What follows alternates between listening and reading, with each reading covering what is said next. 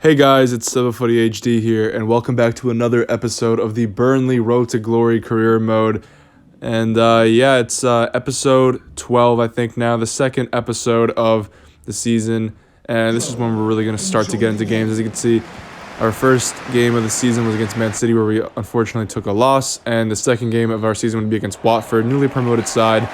And literally nothing happened in the first half. There was no action, and it ended 0-0 just like that. Watford were actually a pretty tough team to play against. They defended pretty well, but our first chance of the game came in the 70th minute through new signing Adam Armstrong playing into Joelinton. Mavididi takes the touch, and he smashes it off the post, unfortunately, as we'd keep the ball in play, try to work it around, but inevitably lose the ball there. And another chance in the game where the floodgates were starting to kind of get open. Joelinton with some neat dribbling, plays in Adam Armstrong, and Elliott is forced to make a great save. And at the moment, I think it wasn't really going to be our day, as we couldn't put in the few chances we had. And in the last minute of the game, we had a corner kick in our last opportunity to maybe get a goal here. Playing it around the middle, Mason Mount plays it into Brownell. Brownell with a poor pass, and Watford will get the opportunity to counter us through I think that's the Norwegian signing. I'm not even trying to pronounce his name. And Tom Cleverley plays a good ball in for Hernandez, and Hernandez makes no mistake, and we fall to a 90th minute winner for the second game in a row. KDB in the last and Hernandez in this one. So 2 games where we could have picked up points, but unfortunately in our first 2 games of the season we are at 0 points, and it was not the greatest start to life, as we were hoping to maybe push on for a Champions League spot. But it looked like we'd get nothing of the sort. As you can see, I was so frustrated. I didn't even want the ball. I just kicked it up. And we lost a game that I believe we should have won. We had a lot of solid opportunities. Overall, we're dominating the game.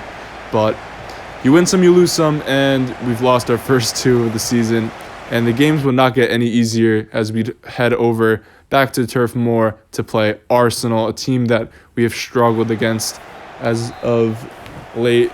In the last season, I don't think we beat them once, but hopefully we could return to winning ways, or at least start our winning ways. And the first chance of the game came off this throw-in as we feed in Eric Dyer. And Eric Dyer just with a horrible ball. Martinelli plays in Willian, and just like that, Willian on his weak foot would smash it in. And Eric Dyer, the former Spurs player, does what Spurs do best and choke the ball there. I don't really know what he was doing, just gave the lead to Arsenal, unfortunately. And Arsenal were all over us in this game, as a couple minutes later, Pablo Moreno would have the opportunity to lay off El Neni, and the Egyptian would miss the target. And we'd get our first chance of the game here, as Joelinton would slide through Mavididi. Mavididi with some space to turn, McNeil on the ball, and McNeil gets tackled. And that would be it for halftime. A goal down to the Gunners. And just not a great performance. We've been pretty much dominated. Didn't really look like we had a way back into this game, unfortunately. As the next chance and the first chance of the half would fall to us here with Joelinton one-on-one with the goalkeeper. Mavididi with the open net, and somehow Mavididi did not score that. I was so annoyed when that happened. And a couple minutes later, Arsenal with a header that was kind of confusingly saved by Nick Pope and also the man on the line. And in the 60th minute, we'd have an opportunity to counter them yet again through John McGinn, who seeks the run of Mavididi. Can Mavididi repay for his previous error? He's through on goal against his former team, and he gets tackled from behind. And we'd keep on creating chances, keep on looking for ways back in this game, as Joelinton slips in Mavididi. For the 3rd time this game, can Mavididi score? And he gets tackled from behind. And for that one, I was looking to cut it back to Joelinton, but he was just not moving fast enough, and it got cut out in the end. And we lost, but you can't say that we did not have chances to win this game. Mavididi could have had a hat-trick of goals if he had put away his chances. Still so confused on how he didn't score his open net. But with that, 3 straight losses in the season, I thought we needed to do something to our team, and I started with our midfield, as we have some decent midfielders, but Max Mason just hasn't really been cutting it this season in the first 3 games, and McGinn Brownhill, of course, made the mistake for the Watford goal, and just hasn't been that great. I went in for Man City's Yangel Herrera, a sporadic team player for them, and he just rejected me. Pep Guardiola rejected a 20 million bid. So we would not bring in the Venezuelan. I don't really understand how he could be worth any more than 20 million, but it's whatever, because we'd go in for the former Liverpool midfielder Ovi Ejaria. And yeah, he's a left mid by default, but you'll soon see that his stats definitely replicate those of a central midfielder. And I think that maybe his attacking side of the game in our midfield will help us a lot in this team. And I think it's overall a great signing, as we'd end up agreeing around the 17 or so million deal with Reading, because they didn't want to come down on their price. Ovi Ejaria still stuck in the championship, pretty decently rated, probably one of the better players in the championship at this point. I think he deserves to make the step up to the Premier League, and what better club than a club that's in Europe at the moment and would for sure guarantee him starting game time straight off the bat, as we look to agree upon his contract.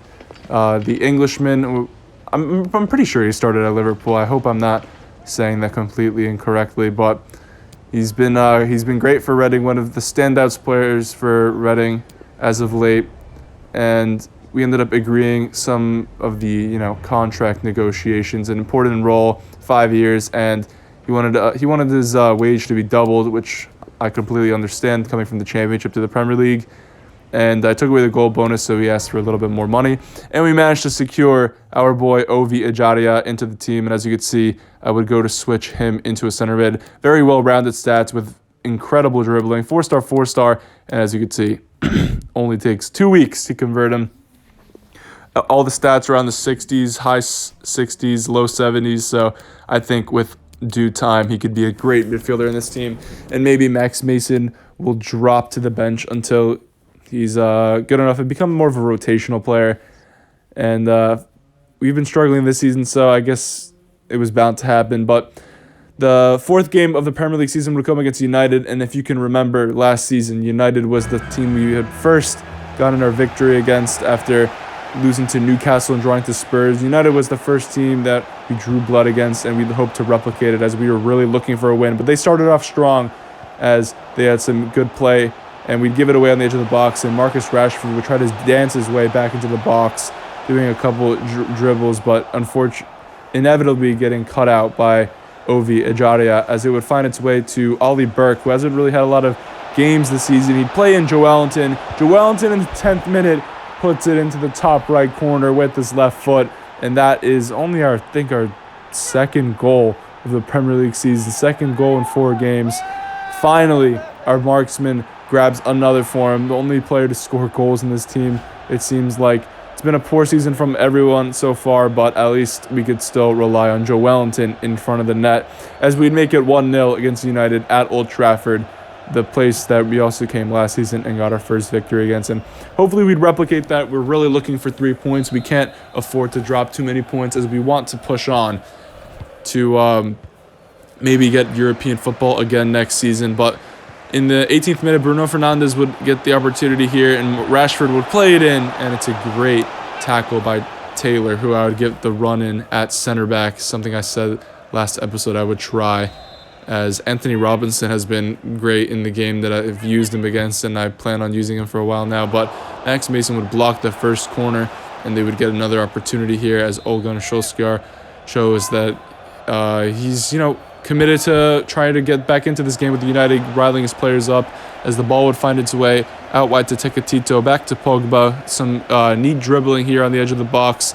So hard to stop these 5-star scalers, as it finds its way to Fernandes, turns his man very well. Ronaldo chop in the middle. I try to clear Tecatito. Thankfully, misses the target. It was a great shot, though, and United looked very dangerous in this game. It seemed like it was only a matter of time before they scored against us.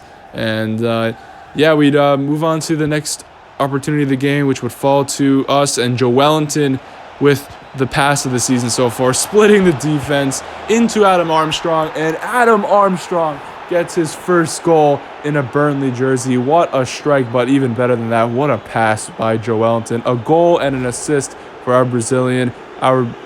basically a Burnley legend. That is a ridiculous ball, and there's nothing more you could say about that. You could just marvel at its beauty.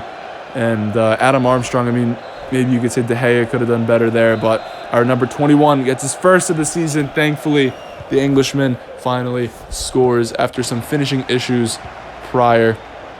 And the third chance of 3 in this half would fall to us again with Dwight McNeil. Dwight McNeil on the left-hand side shoots and he scores. We're 3-0 up inside the first half. We've literally been dominated in this game. We've had 3 chances, and United's poor defense has conceded all 3 chances. And Dwight McNeil probably trying to establish himself more this season. Of course, he's one of the biggest talents in the Premier League, but doesn't really have the stats to show for it. I think he'll try to play with a chip in his shoulder this season and prove why he's so highly rated and why we keep him in this Burnley team. As the last chance of the half would fall to United, Charlie Taylor's tackle falls right into Corona, who would lay it into Vardy, and Vardy would smash it home and do the eagle celebration against the Clarets. I mean, obviously FIFA wouldn't really know the significance behind the eagle celebration, but it's just kind of funny looking at that, just Vardy celebrating like that after still being down 2 goals. But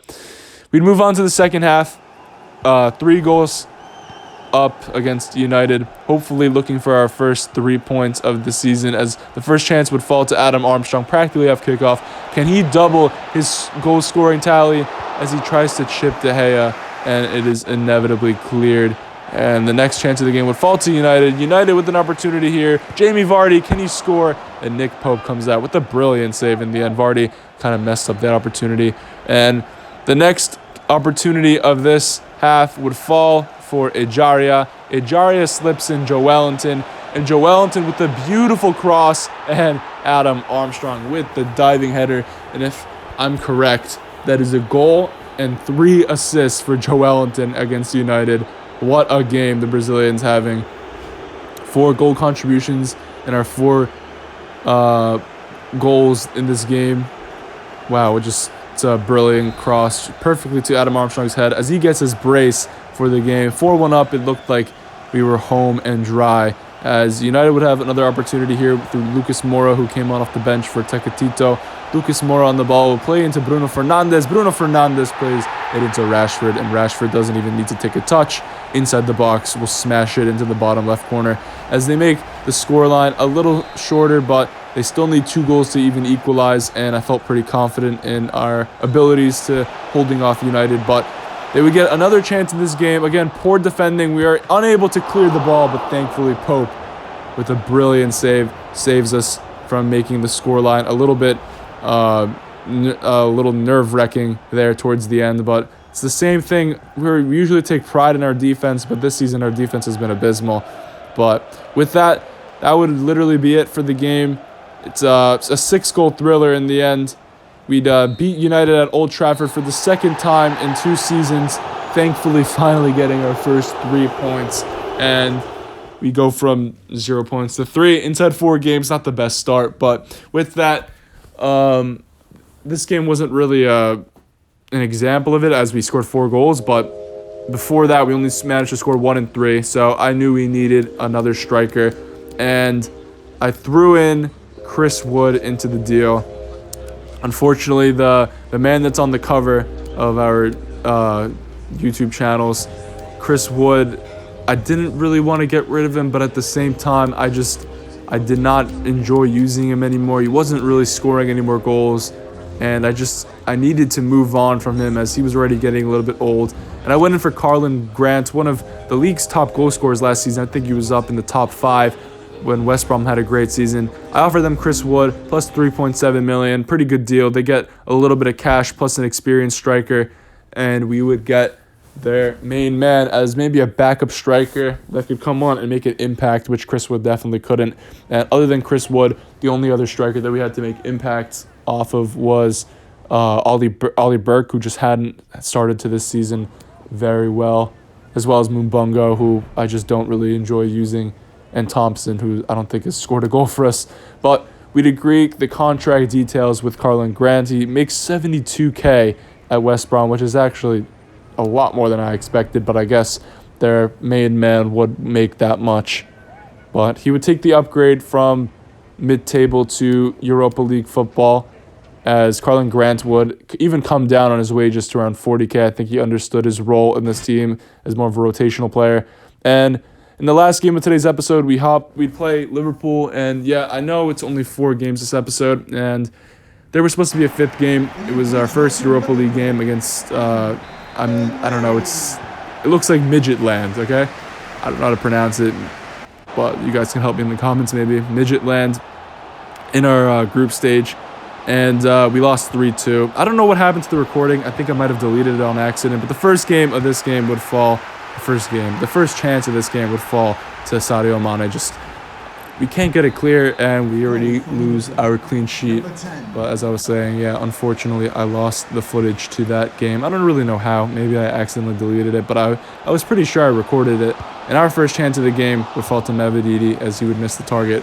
Definitely has finishing issues, and that's something we have to work on for sure for the future, as the last chance of the game would fall its way towards Fabinho, who would hold the ball off and give it right back to Diogo Jota, and Diogo Jota would make it 2-0. And it's just playing Liverpool is so difficult for me. Usually I could beat them pretty well because of their high press and their high line, but every time we've played them this season, it's not really ended well for us. And we go into the second half 2 goals down, not the ideal start, but hopefully we can make our way back. As I'd sub on Carlin Grant for his debut at halftime, and fortunately that would pay off as Adam Armstrong would play him in, and on his left foot he would put it into the right side of the goal. And finally we get a goal in this game. Carlin Grant makes it 2-1 and gives us a little bit of hope in this one, as maybe we kick on and try to find an equalizer, which is exactly what we would do through Dwight McNeil on the ball into Adam Armstrong. Adam Armstrong sees the gap, and he'll feed it in for Carlin Grant, and he would even turn past Virgil van Dijk and smash it in, and in the 80th minute, we'd make it 2-2, and hopefully steal a point away from Liverpool at Turf Moor. What a comeback from 2 goals down to 2-2, a dream debut for Carlin Grant, and yeah, it was just a great goal in the end. The composure to turn past Virgil van Dijk and slot it behind Alisson. It's just a great finish in the end. And as you can see from this angle, just Alisson really had no chance. Shot it way past him on the left-hand side. And that would be his 2nd of the season, his 2nd of the night. And we look to hold on to our first point against Liverpool this season. But unfortunately, it's been a common theme in this game and in this season. We conceded a last-minute winner. Happened against Watford. It happened against Man City. And it happened against Liverpool. And I'll even spoil it again. It happened against Midget Land. I mean, we're never going to see that game because the footage is gone. But it was a 3-2 game. Carlin Grant, I think, also had a brace in that game, or at least I think he had a goal and an assist. And we ended up losing in the last second of the game with that one, 3-2. And 4 last-minute losses for us, as maybe we'd try to push on with Carlin Grant with an opportunity, but it's well wide. And yeah, just a rough start to the season. 1 win from 4 or 5 games. And yeah, player of the episode, Carlin Grant. What can I say? You won't see the game before, but 2 goals against Liverpool, 2 goals against, or a goal and an assist against Midgetland. But that'll be it for today's episode, guys. I hope you enjoyed it. And yeah, have a good rest of your day, guys. I'll try to get the next episode out later or tomorrow. Thank you. Have a good day.